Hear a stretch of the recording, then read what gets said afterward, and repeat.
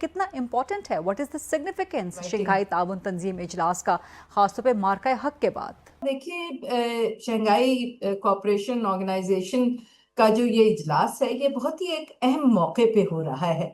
जबकि unipolar world का खात्मा होने जा रहा है और एक multipolar world led by obviously China सामने इमर्ज होके आ रहा है।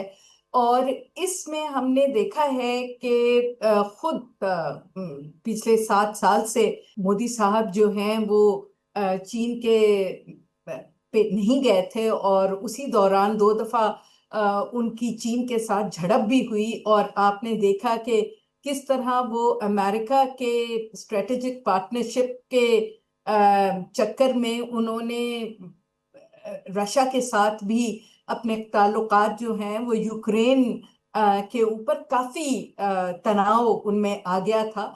और ये मार्का हक के बाद तो बिल्कुल ही आपने दुरुस्त कहा कि इस खित्ते का नक्शा ही बदल गया है और उसके असरात जो हैं वो पूरी दुनिया पे पड़ रहे हैं इस वक्त। अगर आप देखें तो मार्का हक के बाद अमेरिका का भी आपको बहुत चेंज्ड एटीट्यूड नजर आ रहा है मोदी की तरफ, बिकॉज आई थिंक उन्हें बहुत क्लियरली ये पता चल गया है कि इंडिया यहाँ इस रीजन का नेट सिक्योरिटी और वो एक, प्रोवाइडर नहीं दे जी सकता, बिल्कुल, और वो एक उन्हें मुहावरा है कभी ना, नहीं। नगमाना हाशमी साहिबा, वो एक मुहावरा है ना कि फलां जो है वो ना घर का रहा ना घाट का रहा।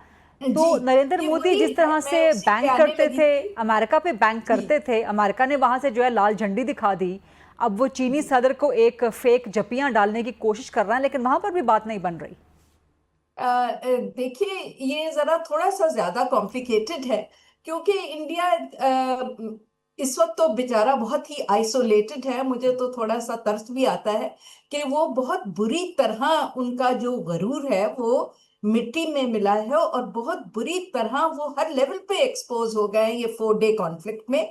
और पाकिस्तान बहुत उभर के ना सिर्फ मिलिटरली और टेक्नोलॉजिकली, बल्कि as a very mature political state और यूनाइटेड स्टेट्स जो है एक स्टेबल स्टेट के तौर पे सामने आया है, जिसको अब दुनिया बहुत सीरियसली ले रही है। और बिल्कुल आपने सही कहा कि मोदी साहब तो ना घर के रहे ना घाट के रहे, और वो बहुत ही एक शर्मिंदगी के आलम में अब लौट के एसईओ की तरफ आए हैं। और आपने देखा कि जिस तरीके से उन्होंने प्यूटन साहब का भी मैसेज देने की कोशिश की, he was playing to the Americans also, के व्हाइट हाउस को भी वो एक मैसेज देना चाह रहे थे कि जी मेरी जो अपनी एक ट्रेडिशनल दोस्ती है, स्ट्रेटेजिक कोऑपरेशन है, वो रूस से जारी रहेगी।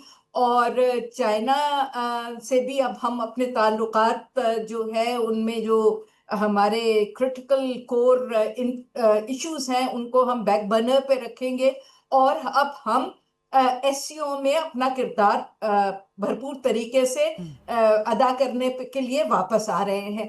तो इस वक्त जो है वो सब उनको इस नजर से, चाहे वो ईरान हो चाहे तुर्की हो, वो इस नजर से देख रहे हैं कि ये बेचारा डिफीटेड मोदी आया है, बहुत इंटरनली भी, बिकॉज उनको उस तरह की तो इलेक्शन में इस दफा सपोर्ट नहीं मिली जितनी मिलती थी, और इंटरनेशनली तो बहुत ही कॉम्प्रोमाइज्ड होके आए हैं।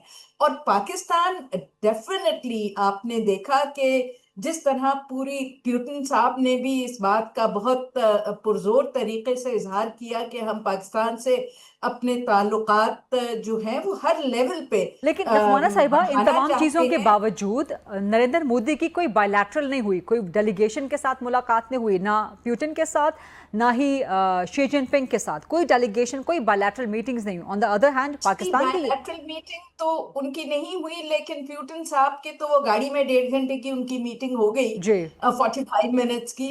तो आई थिंक वो उन्होंने जो कुछ बात करनी होगी वो जरूर अपनी लिमोजिन में कर ली होगी। और इंडिया रूस का बहुत ही पुराना स्ट्रेटेजिक पार्टनर है, और वो यूक्रेन की वजह से उनके थोड़े से डिफरेंसेस आ गए थे जिसपे, और यूक्रेन एक ऐसी वजह है जिसपे अमेरिका भी इंडिया से नाराज है, क्योंकि जी बिल्कुल, मैं यही यूक्रेन सवाल अगला करने बेसिकली, लगी थी कि इस सब हाँ, के बावजूद ये सब मैसेजिंग ज़ाहिर है अमेरिका के लिए है, प्रेसिडेंट ट्रंप के लिए है, जहां से इंडिया को पहले ही ट्रेड वॉर का सामना है, तो ये मैसेजिंग जी ऑन द ग्लोबल स्टेज कोई अच्छी नहीं जा रही है, क्योंकि यूरोप जी को भी जो बिल्कुल, मैसेजिंग है, ग्लोबल यूएस को भी स्टेज जो पे ये मैसेजिंग है। मैसेजिंग अच्छी नहीं है गरीदा, लेकिन हमें ये भी नहीं भूलना चाहिए कि डिस्पाइट एवरीथिंग हम्म, इंडिया एक बड़ा मुल्क तो है ना, हम्म, और एससीओ में हमारे साथ ही उसका वो फुल मेंबर बना था, और 1.5 बिलियन की आबादी है, it's an important Eurasian country.